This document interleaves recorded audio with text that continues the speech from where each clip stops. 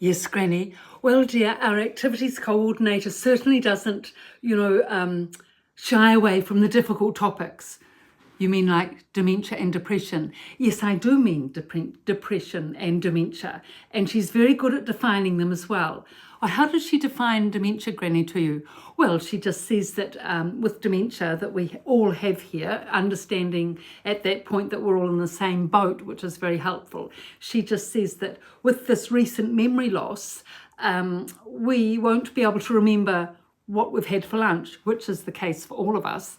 I mean, even an hour or two later, we can't remember what we've had for lunch, but we can remember back to our childhood, quite clearly because our past memory is often intact. Yeah, it's really good that she does explain that to you because it's a very sort of subtle point that not everybody gets. Exactly. It's not just forgetting everything, ad infinitum, but it's a specific aspect. I mean, I know the past memory might get affected at some point, but for most of us here, we can remember back, but we can't remember the present or near present. And so that's why the way that she explains it's very helpful.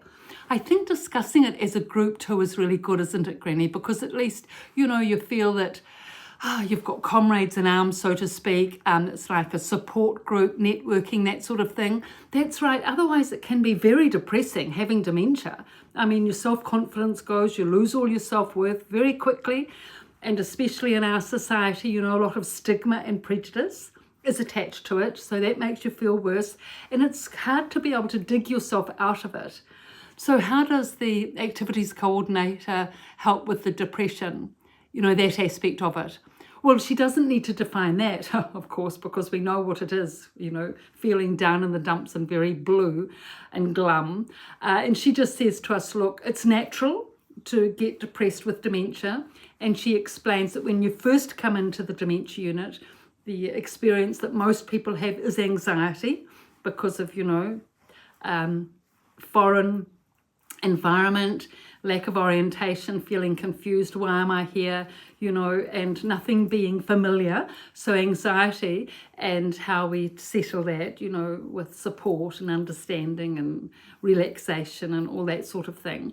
And then she says with the depression, the best thing is to get out of the room, meet people, come to the activities and be part of it. I think that is really important, actually. You really do see that the residents that are more social and more upbeat, exactly, upbeat, pragmatic, positive, at least you can, get that, energy from each other, to go forth, so to speak.